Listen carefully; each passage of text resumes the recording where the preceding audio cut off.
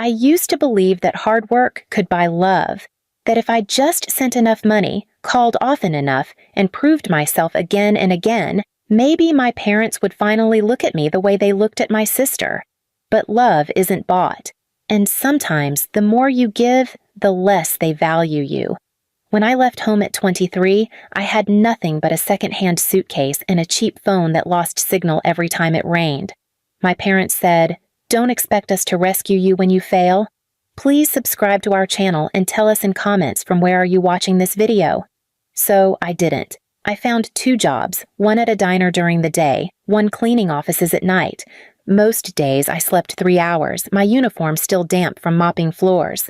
But every month I sent them money, rent money, grocery money, sometimes even more than I could afford. They never said thank you. Instead, Mom would text, "You're late again. We can't rely on you for anything." Dad would add, "Maybe if you worked harder, you'd actually get somewhere."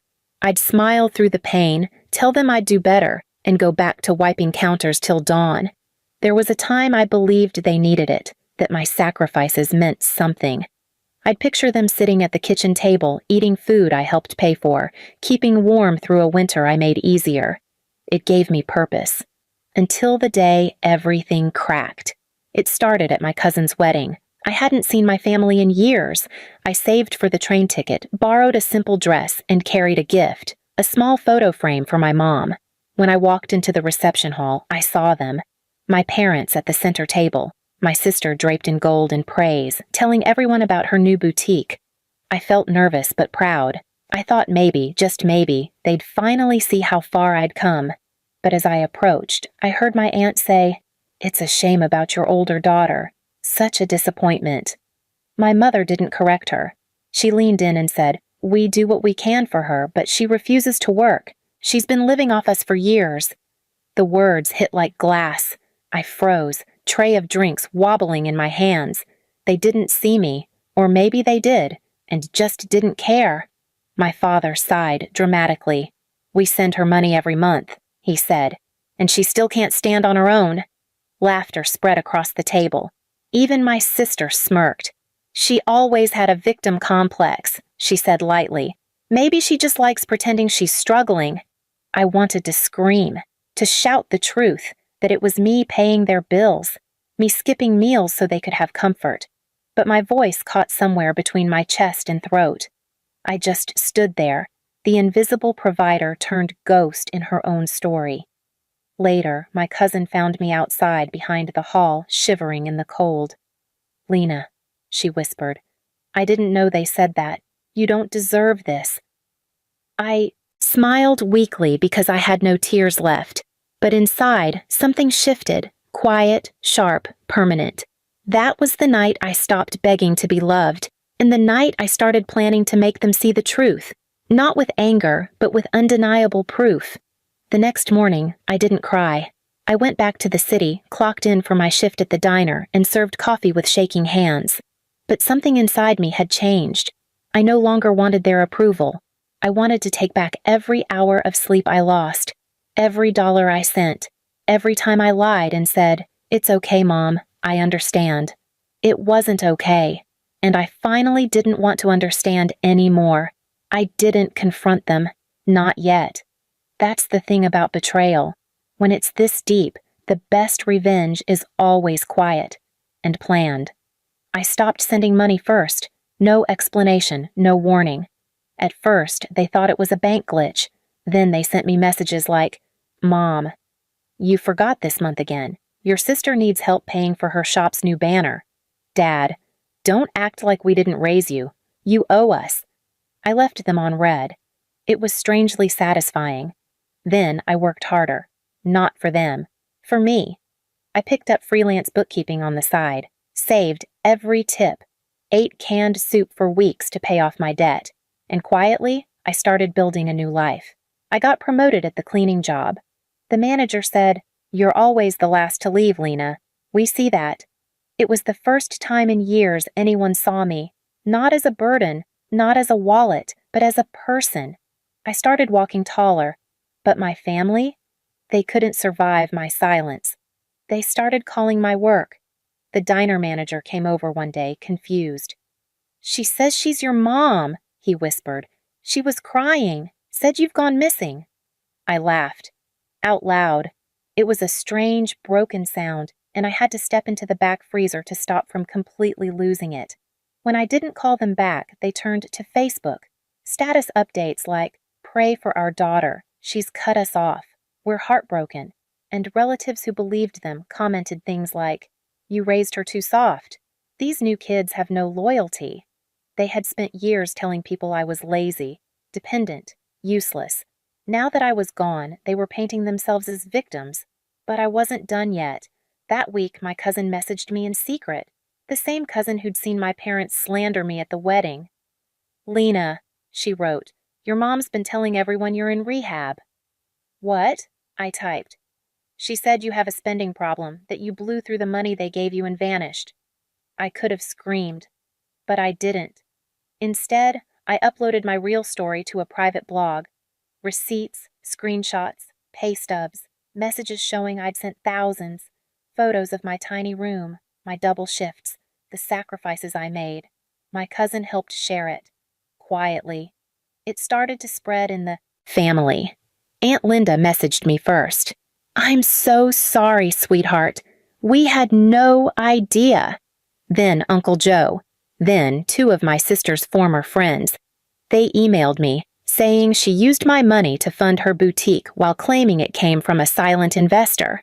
I had been the investor. Without credit, without thanks. Suddenly the tide was turning. My mother texted me in all caps, "How dare you humiliate us?" Then my sister added, "I hope you're happy ruining our reputation." And for the first time in my life, I felt peace. Not out of revenge, but because they finally felt a fraction of the shame they'd buried me under for years. But the final twist came when my company posted an employee spotlight about me. I was Employee of the Month. It went semi-viral locally. From janitor to senior bookkeeper in 3 years. The power of perseverance. The article included a line about how I supported my family for years while working 2 jobs. My parents couldn't run from it anymore. They showed up at my apartment. Yes. Actually came. My dad had the audacity to say, "Can we talk? We just want to explain." I opened the door halfway. My mom looked at me like I was a stranger. Her makeup flawless, her posture fake. But her voice cracked when she said, "You embarrassed us. You could have kept things quiet." And I looked her dead in the eye and said, "You could have loved me. But you chose your pride instead." I closed the door slowly. And this time, I didn't cry. I sat down with a warm cup of tea, looked out at the city skyline, and whispered, "I finally have peace, and you can't take it from me anymore." 6 months later, my name was on the door of my new office. Lena Hart, financial consultant. I'd gone from scrubbing toilets at dawn to managing accounts for 3 local businesses, and I wasn't stopping there. I was building something that no one could tear down. I moved into a cozy little apartment. Nothing big, but it was mine. The first thing I did was hang a framed copy of that employee spotlight article on my wall. Beneath it, a sticky note with 4 words. "They don't define you." I made new friends, real ones. A woman named Jordan from the diner introduced me to her book club. We read stories of strong women rising from ashes, and every time I turned a page, I felt like I was writing my own, but the story wasn't over. One day, while volunteering at a community center to teach budgeting to teen girls, I heard a voice I hadn't expected. "Lena?" I turned. It was my sister, hair perfect, nails glossy. But her eyes were different now, rimmed with guilt. Tired. I didn't know you'd be here," she said quietly. I didn't say anything. She walked up slowly, avoiding eye contact. "Mom and Dad, they still tell people you're difficult, that you turned your back on us." I smiled softly. "I didn't turn my back," I said. "I just stopped crawling." She swallowed hard. "I know what they did to you. I watched, and I didn't stop them." I nodded. "I know." She hesitated, reached into her bag, handed me an envelope. "This is half of what you gave me. I sold the boutique. I didn't deserve it." I took it, not out of spite, but because it symbolized something bigger, closure. She started crying. "I'm sorry," she whispered. "I wish I could undo it all." I looked at her and said something I never thought I would. "You can't undo the past, but you can stop pretending it didn't happen." And I walked away, not out of anger, but with peace. Not every wound needs revenge. Some just need to finally stop bleeding. Months passed. My blog, the one I had written to tell my story, was picked up by a popular financial magazine. They reached out, asked if I'd be open to sharing more publicly. A segment aired on TV titled, "From Trash to Triumph, the Woman Who Rebuilt Without Her Family's Love." The reaction was overwhelming. Women from all over the country messaged me. This was my story too. "Thank you for speaking what I couldn't say. You helped me leave a toxic home." And I realized then, this wasn't just about me anymore. This was bigger than one betrayal. I had become a voice, a mirror for every girl who was told she was less than, too much, a waste, a burden. And I wasn't going to stop. I started a podcast called Silent Daughter Loud Life. Every week, I told a new story, mine or someone else's, and helped women find their power again. As for my parents, they stopped trying to contact me. Eventually, I heard they moved to Florida. My sister kept her distance, but we sometimes exchanged short, honest messages. No more pretending.